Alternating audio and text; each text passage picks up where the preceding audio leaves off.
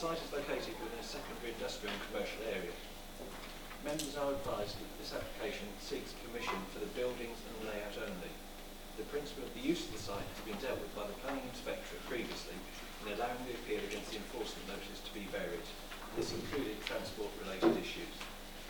The proposal seeks permission for a 3-storey office building to be located to the southwestern corner of the site. This would provide the administrative headquarters for Squibb demolition and would result in 105 jobs on site. To the centre and north of the site would be a large storage building with 3 separate areas. This would be used in connection with the demolition activity of the site operator. The use of the site has been established by the appeal decision on 14th of August 2015. This allows the use of the site as a demolition contractor's yard, but subject to specific criteria in relation to the hours of operation, the hours of vehicle movements and the number of vehicle movements. Accordingly, the applicant can lawfully operate the site as a demolition contractor's yard, subject to those restrictions. Proposed buildings are considered to be appropriately designed and of appropriate size and scale for the site, given its location in an industrial area. The layout of the site is considered acceptable. The Highways Officer has raised no objections to the layout of the site, and the report includes in conditions 3, 4 and 5 the same restrictions that were placed on the use of the site by the inspector. Accordingly, in Highways terms, the proposal is considered to be acceptable.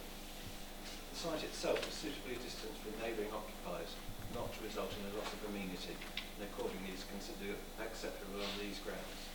The proposal is therefore recommended for approval, subject to conditions.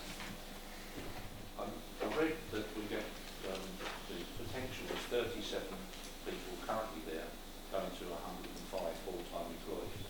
Are they within the borough already, or is this new people coming into borough for employment? I don't know the specific answer to that question. The agent might be able to clarify, but some of the jobs will still be the same with the demolition drivers. The new jobs are office-based jobs, so it could be people within the borough, but it may be from outside the borough, not entirely. Thank you. So, Jonathan, what you're telling us, because of the decision of the Squibb from the 14th of August, we've actually now saying that this is a yard that is effectively determined. Yeah, the applicant owns the site. They run a demolition contractor's operation, so they can bring material in, process it, and take it back out. They can run up to 12 ALVs a year. So in terms of the current application, this just seeks the buildings. The use could continue, the use does continue and could continue. This just seeks permission for buildings. Yeah. Thank you, Chair. Since the 14th of August this year, Squibb's use of this site has at last been regularised. However, the residents of Wolf Road are still concerned about the site. There are a number of questions that have not been addressed in this application, and we feel this committee should have answers to before making a decision. On the application form of May 2012, at section 14, they state the land is not contaminated, and yet on this current application they now state it is. We ask, what have they done to contaminate the land, and where is the appropriate contamination assessment required to be submitted with the application? At section 23, it asks if hazardous substances are involved in the proposal, and they answer no. Their design and access statement clearly states that they intend to include a new asbestos storage area in this proposal. Asbestos is a hazardous substance, and again there is no detailed assessment submitted with this application. In the transport assessment, their experts quite rightly indicate that the most direct route to the major road network is via Corringham Road. They have carried out an impact assessment on Corringham Road and the Rainbow Lane mini roundabout. However, attached to the same transport assessment, at figure 7, are the turning flows the development will generate. These show the majority of traffic movements, 84%, from development, will go via the town centre, going via Church Hill. This involves entering the town centre and using the level crossing where there are delays, meaning HGVs sit and spew out diesel fumes. The applicant, at 42 of their design and access statement, quotes PMD 9 of the core strategy, which seeks to reduce the associated effects of vehicle movements such as congestion and pollution. How can allowing HGVs to use anything other than Corringham Road comply with PMD 9. With regard to the new office building, this is now to be 3-storey rather than 2-storey that the previous permission allowed. The design of the building is cause for concern as it proposed that the vast majority is to be double glazed. The site is next to the Thames Nature Reserve and the SSI site, which was mentioned in the Fiddler's Reach application, which attracts large numbers of migratory birds. It is well documented that swathes of glass which reflect the surrounding landscape can be dangerous to birds. This would be particularly so in this instance, as reflections at second and third-storey level are likely to be of natural surroundings. Finally, whilst schools now have planning permission to operate on the site, this is with strict conditions, one of them being in relation to ALV movements. They have already broken this condition on a number of occasions since permission was granted. On the 15th of October, an ALV was seen at 08:30, which is outside the permitted movement time, and again on the 19th of October at 15:20, again outside the permitted time. This shows a total disregard of the planning conditions. Just on a note regarding the jobs, the application says they intend to relocate their head office from Barking, and I would query how many jobs are actually created for Thurrock residents, Barking not being too far away. I would suggest that a lot of them will relocate or just travel into Thurrock. Before determining this application, we would ask that you seek the following: an assessment as required for the handling of the hazardous waste, i.e. asbestos, answers to how they have contaminated the land and what we propose to do about it, an impact assessment on the 84% of the traffic flow from the site using Churchill and London Road and not the 16% using Corringham Road, and a condition that all HGV movements use what they accept is the most direct route to the major road network, that being Corringham Road, to reduce the air pollution from standing HGVs, and this is a consideration again which was looked at in the previous Fiddler's Reach discussed. And finally, the design steps be taken to minimise the effect on migratory birds of the extensive use of glass on the 3-storey office. Okay, thank you very much. Thank you, Chair, for allowing me some time to talk about this application. Unfortunately, this application seeks not to integrate a business into a community. It aims for the applicant's business to reconfigure the community without giving a single iota of thought to the impact on its neighbour. It's a business which obsesses singly and only about its own operations, not what it leaves behind after normal working hours, but for people like my neighbours to enjoy. The Fison's water tower might be an obstacle to Squibb's group's ambitions, but to Stanford le Hope's, it's part of the local heritage. My main areas of focus are around traffic, the nature of environmental impacts on the businesses, from the business's operations, and the idea that a landmark in Stanford should be ripped down. So, as Mr Piccolo alluded to around the traffic assessment in the application, makes a very welcome move to looking at the use of Corringham Road. We believe this is a very long and overdue recalibration of the routes in which Squibb Group currently operates. We've long campaigned for that. It's diametrically opposed to what they're doing now. So they're currently using Wolf Road, they then turn down the tight Churchill with the medieval wall right next to their vehicles, followed by the antiquated level crossings Piccolo's already talked about, and then the many crossings and roundabouts down London Road. They do use it. I see the vehicles every morning before I leave work at 6 o'clock in the morning, especially the two of them that pull up at the Merco garage to get their morning coffee. I was overjoyed at reading the piece around Corringham Road, but then if you look further on into the traffic flow diagrams, London Road re-emerges once more. So I invite the agent to explain the sudden change of heart. Is it Corringham Road or is it London Road that you're going to use? Please be consistent. The next piece is around asbestos. We need to understand the impacts of asbestos storage and processing on the plus 90 homes that the vehicles drive past each day.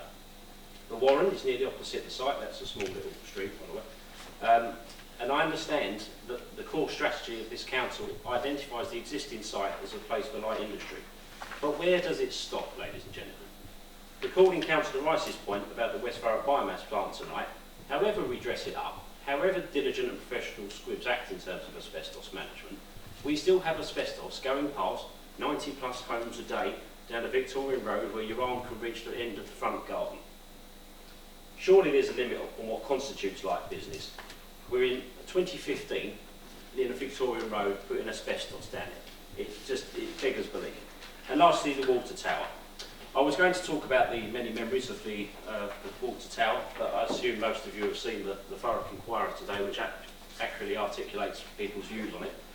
Unfortunately, it isn't a named building and not afforded protection. But even with the reconfigured yard, my question is, why does Squibb have to go for the Stanford jugular and try to rip down a key feature on the Stanford skyline? People get very little out of this site in terms of the local community and economy. Why does the applicant have to make this come down? It's a very big site. Surely it can be refigured in a better way to keep the water tower and to reconfigure the site for their own operations. As per usual from the applicant, there has been no consultation with local people, like the National Policy Planning Framework requests. Impact on local people is seldom positive from this operation. And what we need to do is see the company engage with residents' needs and more, wants and needs more, not continue to put this community at arm's distance from all the decisions it makes. When this company goes home, every weekday, it leaves home its business. But there's a lot of us which come home and call it home. And there's a difference. We're not only doing it because it's our work life, we're doing it because we live there. My last thought tonight goes around the sincerity of the applicant. How much do we trust Meese as Squibb and Company to do what they say they're going to do? Again, Mr Piccolo has articulated aptly some discretions in some of the activities that have been happening. I advise you to get in touch with local people. We've got photos of Squibb vehicles parked in disabled parking spots on the Saturday, the 17th of October in King Street, an ALV without escorts on the 19th of October during the school rush hour, I ask you, and a vehicle movement to the site on the Friday the 9th of October at 8:30, which is out of hours and less than 2 months after the planning inquiry was completed. Condition 13 seeks controls around operating times. Having spent nearly 5 years trying to mitigate the impacts of this company, Condition 13 feels like a gesture which will be ignored by the applicant rather than a rule. Only you can answer if you believe the applicant is sincere. The jury is out for most of us SS1 7ers. It may be something that a place that Squibbs call work, but it's a place that many of us call home. And I ask you to give that very big weighting this evening. Thank you. Thank you, Chair.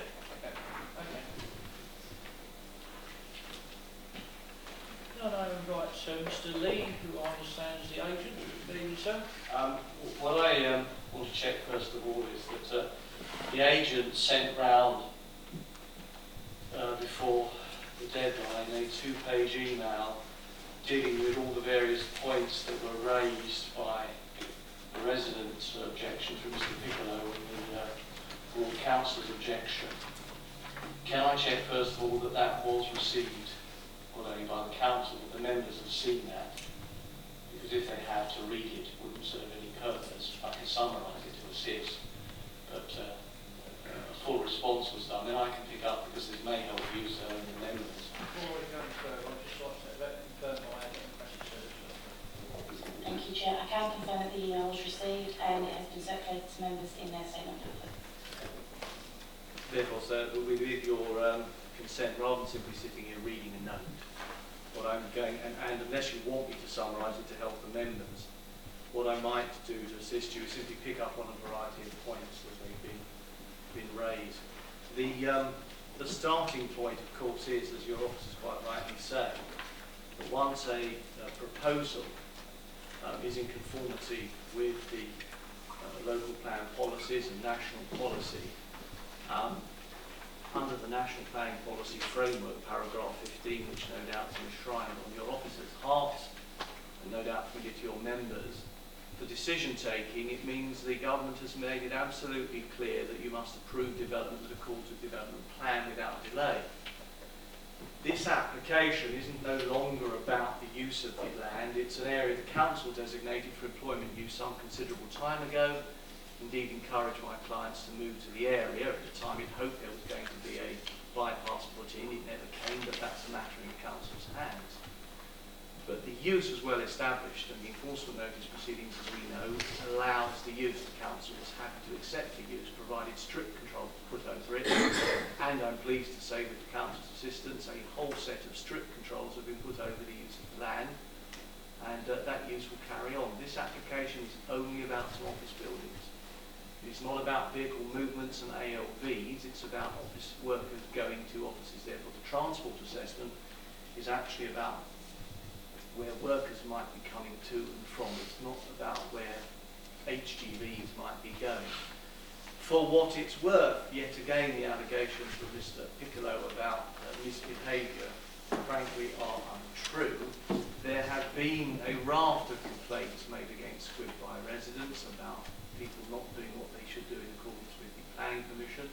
And every time your officers have sent along the material when asked, and every time it has been found to be unsound, because the council track, the client rather, tracks every vehicle and can prove where every vehicle is at any one time. So every time a complaint is raised, it is investigated, but it's most unfair of the ward council to jump on the back of Mr. Piccolo and say, these people flout planning and don't care. Of course they care. They spent a lot of time caring. They were encouraged to move here from Barking in the first place. Picking up some additional points from the ward councillor, I've dealt with the transport assessment. That is sufficient. It is just about an office use which goes with an existing industrial use on an existing industrial site.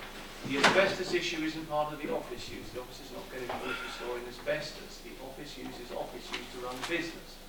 As it happens, as your officer will know, and as the note that was sent earlier that I checked is in front of people points out, asbestos will be controlled by the HSE and the Environment Agency. There is yet to have an application go in.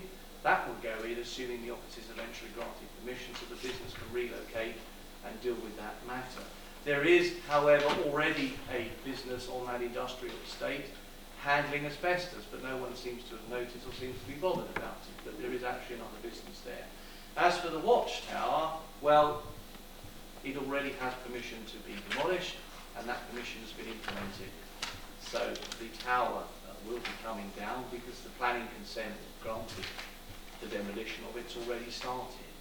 So it's a non-issue, and frankly, it seems to be yet another way to have a go at a company. It isn't part of what's needed and can come down. Can I ask you to sum up now, please, sir? So importantly, the ward councillor threw out, well, how do we know about the credibility of this particular company? You know about the credibility because the very thing that tests its credibility is when residents make complaints. They make complaints about vehicle movements and they give specific allegations. Each and every one of those, as your officers will confirm, has been investigated. Each and every time the allegation has been found untrue. You can't get better credibility than that because the company has said, we'll put something in place to show we behave ourselves, and we've done exactly what we could do.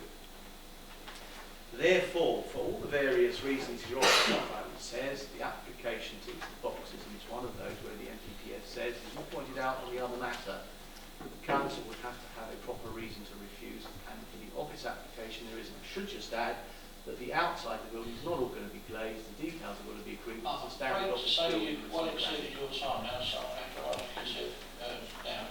Well, I was finishing by just saying that the office building will be approved, the details will be a matter for later on, but it isn't really glazed. Thank you very much for your time. Is there anything else, like anybody else, I can do with the question? Thank you. Thank you very much.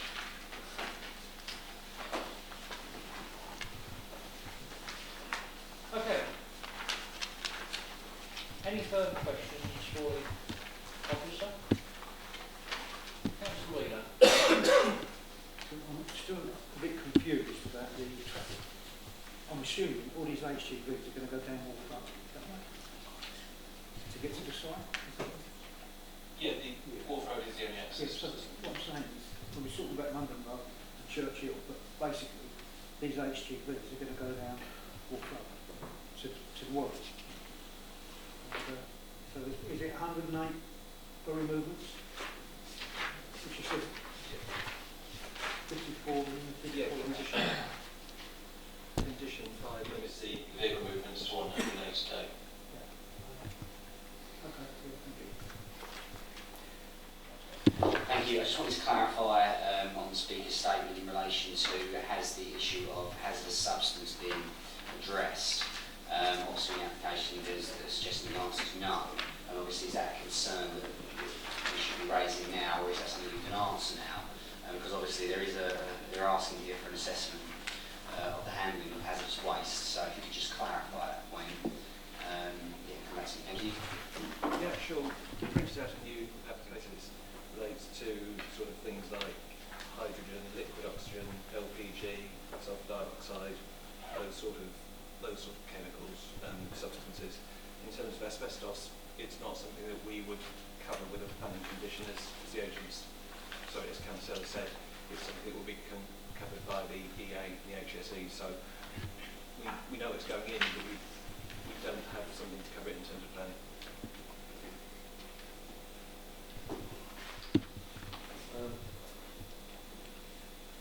The agent suggested that we don't have a lot of control over some of the items that we might discuss here. One of them I'd like to do something about, if possible, was the Corringham Road situation. I think we did something when we was looking at the lakeside development down there about making sure that people didn't use the road going right the way through lakeside with lorries and actually use a route, and we put that in our conditions. Is that possible to do that, even though we're not to talk about lorries and things like that, according to the agent? The conditions at the moment limit the number of lorries, limit the hours of operation, something that Matthew has been discussing with the applicants about the access and the way they come in. Do you want to clarify anything? Thank you, Chair. Obviously, Wharf Road is actually within the area-wide weight limit for Stanford le Hope area.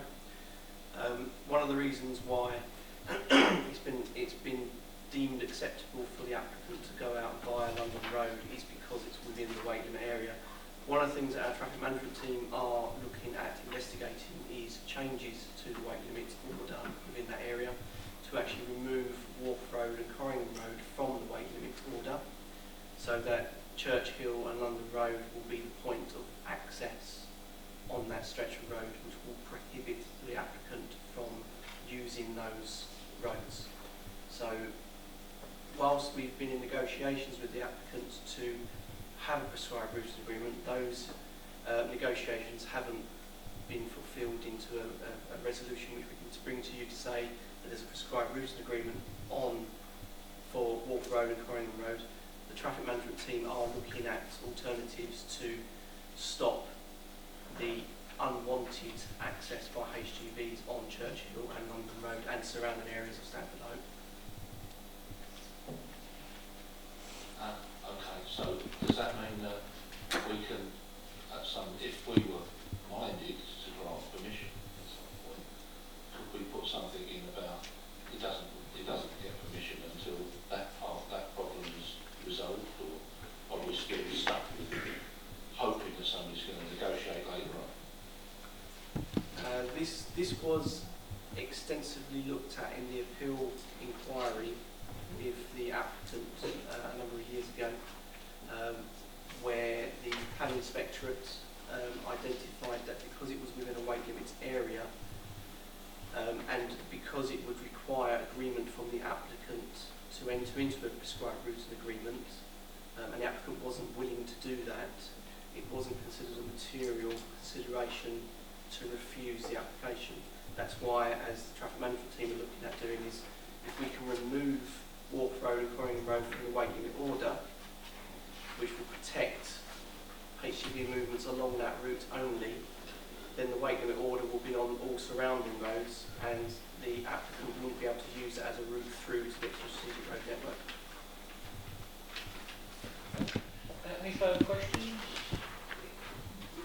Councillor Kelly? Yeah, and again, if we could just clarify the remaining bullet points, if it is appropriate, option 2 there on the speaker's statement was about the contamination of the land and what they propose to do about it. Is that obviously appropriate that we discuss that now and what can be done about that? That's the second bullet point, thank you. Previous use has had a variety of previous uses in the past, so the land potentially could be contaminated. On page 122, there's a condition about unforeseen contamination, so if once they start their work they find contamination, they will have to do a study and report to us before they carry on with any further work, so that would sort out the contamination issue if there is any on the site. Okay, and then the last point then, and obviously this does relate to the office block, about the steps taken to minimise the effect on the nature in the area.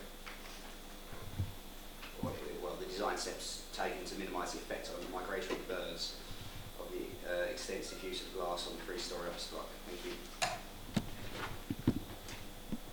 There haven't been any objections in terms of statutory consultees and in relation to birds and that nature conservation for outside the site, and also there is a condition about materials, condition 11, so we could suitably control the external appearance of that building to the materials and discharging condition. Okay. No? Okay, we'll start with Councillor Rice and then Councillor Williams. The only comment I would make, Chairman, is obviously our hands are somewhat tied by the decision of the 14th of August. But if we want to apportion blame, it shouldn't be to this company, because they're operating within the environment that they find themselves in. The real culprits of the problem are the past development corporation, because they had plans to build an access road out to the roundabout along the Manor Way and never progressed that. And this would have quite clearly taken all that traffic away from Wharf Road and the centre of Stanford. But that is a history lesson. But unfortunately we are constricted by the decision of the 14th of August, and we're going to have to support this application. Thank you. Councillor Wheeler. Thank you, Chair. Having been down Wharf Road plenty of times to go fishing there tomorrow, Eric can say 108 HGVs. Just beyond my imagination, it's bad enough having another car. We are just sort of sentencing the people down into misery. With this plan application, once it's done, it's done. It's years and years and years. And I can't see how we can let, I know the plan application, we have got responsibility to the residents to Stanford. And I just can't see how the road can take it. I know South Road in South Ocken, the rise are getting up for the amount of traffic on it. There's always leaks, gas leaks. I just can't see how the road can take that sort of tiny road like that. I just can't see how it's going to allow it to happen. And then the people, just their lives are made miserable. To me, it's wrong. Thanks for it. Okay, thank you. Anyone else wish to debate the subject? Just sort of add to it really. You know, this is what you call progression. We have a company that's been encouraged to come into Thurrock to operate. I'm aware that Squibb Demolition are an internationally known company. They was encouraged to come into Thurrock. They operate. They're now, by the sounds of it, going to move their headquarters to Stanford le Hope.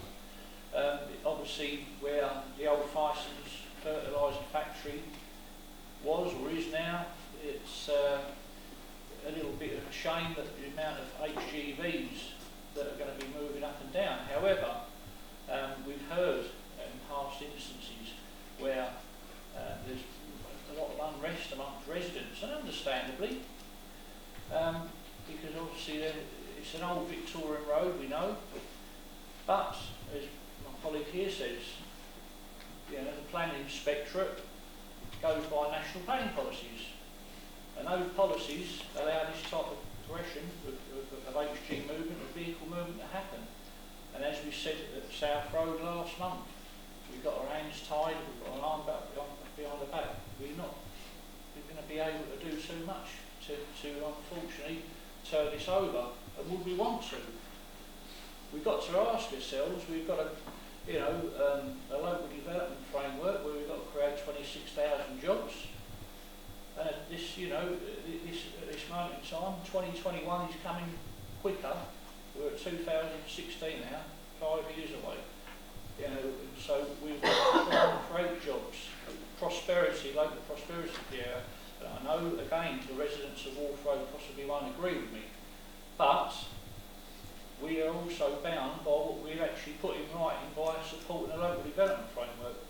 So with that in mind, and with also the planning inspectorate's views of supporting Squibb demolition in past planning applications, I feel that the only way forward here is to actually support this application.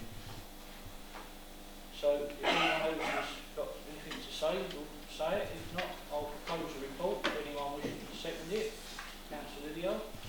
We'll have a show of hands in, all those in favour.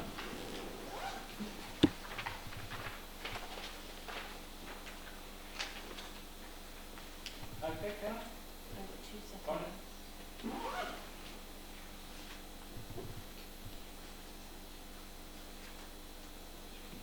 And those against? And abstentions? Okay. Reference number 14/01320/OUT, Demolition Wharf Road, Stanford le Hope, is approved.